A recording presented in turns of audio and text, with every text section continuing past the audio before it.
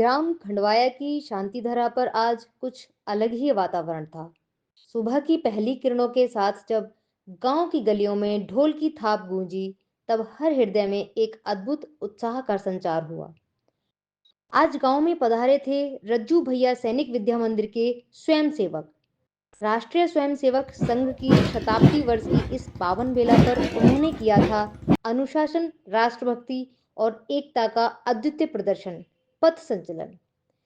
गांव की गलियों में जब स्वयं सेवकों ने प्रवेश किया, तब मानो वातावरण में भी राष्ट्र प्रेम का रंग घुल गया। बालक से वृद्ध तक हर किसी के मुख पर गर्व की चमक थी। स्वयं सेवकों की एक एक कदम से उठती धूल भी मानो मां भारती के चरणों में अर्पित होती प्रतीत हो रही थी। अनुशासन और राष्ट्र समर्पण का यह अद्भुत संगम देखने योग्य था। ग्राम खंडवाया के निवासी अपने घरों की छतों से और आंगनों से पुष्प वर्षा कर रहे थे, तो वह दृश्य लग रहा था मानो अमृत बरसा रहा है।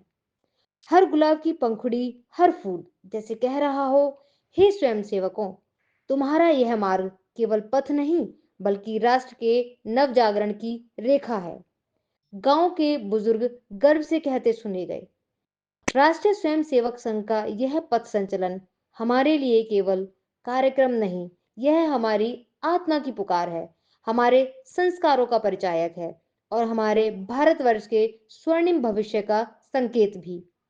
रज्जू भैया सैनिक विद्या मंदिर के छात्र न केवल अनुशासन का उदाहरण प्रस्तुत कर रहे थे, बल्कि अपनी आने वाली पीढ़ियों के लिए यह संदेश भी दे रहे थे कि राष्ट्र सेवा हमारे जीवन के हर कर्म, हर विचार, हर श्वास में बसनी चाहिए।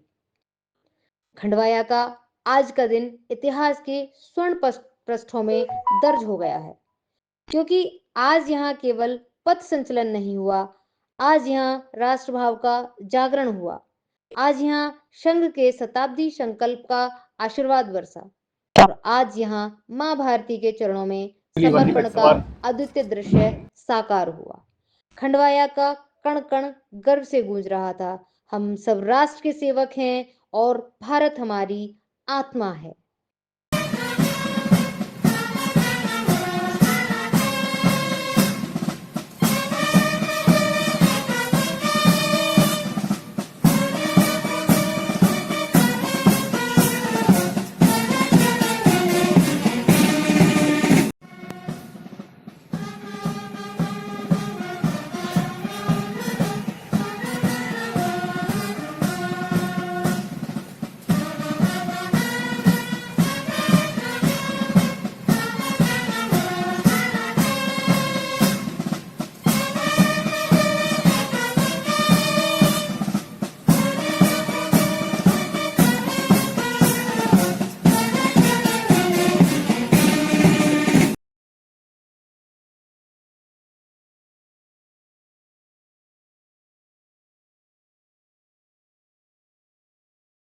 हमारे साथ हैं रज्जू भैया सैनिक विद्या मंदिर के प्रधानाचार्य, जो संघ के लिए समर्पित हैं और जिन्होंने ऐसी बच्चों में भावना प्रेरित की है कि वो संघ की तरफ मुखारविंद है। राष्ट्रीय स्वयंसेवक संघ ही एक ऐसा संगठन है जिसने न केवल राष्ट्रभक्ति की भावना को जीवित रखा है, बल्कि अनुशासन, सेवा और संस्कारों की परंपरा नई दिशा दी है।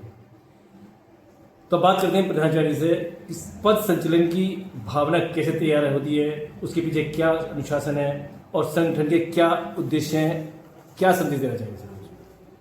नमस्कार सभी को। आज पथ संचलन का कार्यक्रम संपन्न हुआ।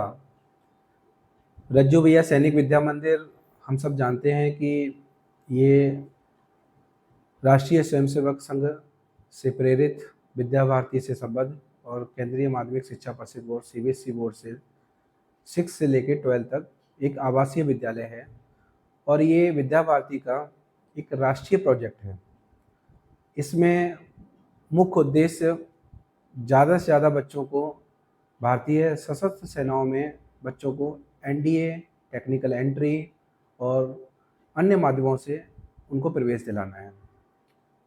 हम सब राष्ट्रीय स्वयंसेवक संघ के घटक हैं और हम सब ये भी जानते हैं कि राष्ट्रीय स्वयंसेवक संघ अपने 100 वर्ष पूर्ण किया है तो उस 100 वर्ष के शताब्दी वर्ष में देश के विभिन्न जगहों पर जितने भी स्वयंसेवक हैं, सभी अपने अपने स्थानों पर विभिन्न कार्यक्रम के द्वारा सामाजिक समरसता, सामाजिक अनुशासन और सभी का सहयोग, और अपने परम पूज्य सर संचालक जी का जैसे आह्वान है कि हम लोग पंच परिवर्तन के माध्यम से समाज का परिवर्तन करने की हम लोग एक प्रयास कर रहे हैं।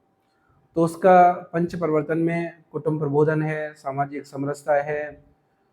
अपने विजयदशमी का पहला कार्यक्रम अभी हम सब ने संपन्न किया, उसके माध्यम से आज शिकारपुर खंड में हलपुरा मंडल का जो ये गांव है, खंडवाया गांव, वहाँ विद्यालय से सारे स्वयंसेवक जो बच्चे हैं हमारे और अन्य समाज के सहयोगी बंधु हैं जो स्वयंसेवक हैं, उन सभी का एक पथ संचलन कार्यक्रम संपन्न हुआ।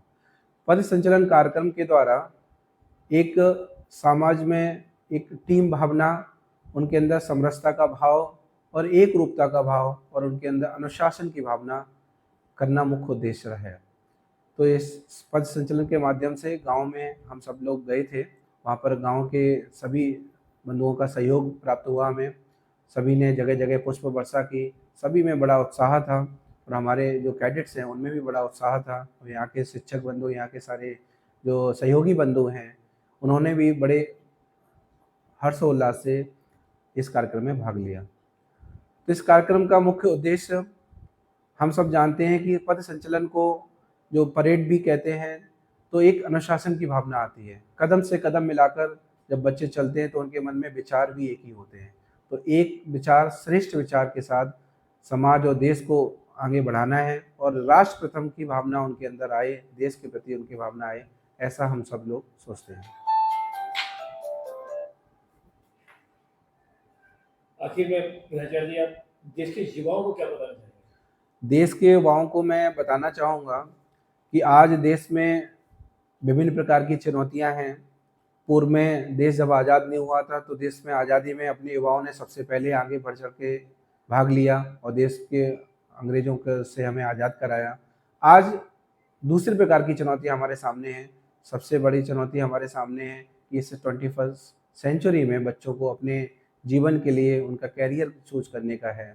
और साथ में ही आज स्वार्थ की जो भावना है हमारे देश में सभी लोगों में ज़्यादातर देखने को मिलती है। हर कोई ये सोचता है कि इसमें हमें क्या मिलेगा, लेकिन हमारे कैडेट्स देश प्रथम, राष्ट्र प्रथम, हमारा नंबर सबसे बाद में आना चाहिए, हमारा देश सबसे पहले हो और इस देश को परम वैभव पर पहुंचाना है।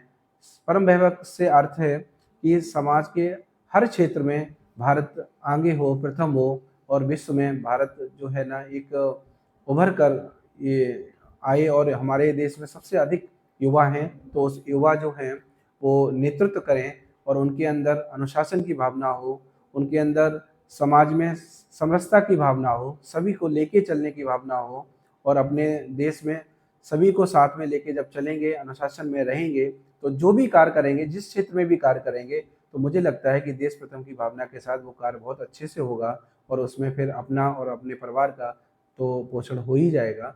तो युवाओं से मैं यही कहना चाहूँगा कि अपने आप को इतना ऊंचा उठाएं। समाज में कुछ कमियां भी हैं, उसको हमें सही भी करना है, लेकिन पहले योग्य बने, अनुशासित बने और देशभक्त बने। उसके बाद जिस भी क्षेत्र में काम करें, देशभक्ति का कार्य है। हम चाहे वो एक सड़क सुरक्षा नियम का पालन करते हैं, नागरिक कर्तव्यों का पालन करते हैं, हम अपने परिवार को लेके चलते हैं, हम बिजली बचाते हैं, हम पर्यावरण की सुरक्षा करते हैं, तो हम ये देश के भी ये भी अंग हैं। तो देश में रहते हुए देश को आज जीने वालों की ज़रूरत है। तो युवाओं से यही अनुरोध है कि आप सब लोग इस देश कार्य में अपने अपने तरीके से अपने अपने स्थानों पर जुड़ जाएं। हम सब एक हैं और अपने देश को, इस भारत माता को परम वैभव पर हम लोग जरूर पहुंचाएंगे।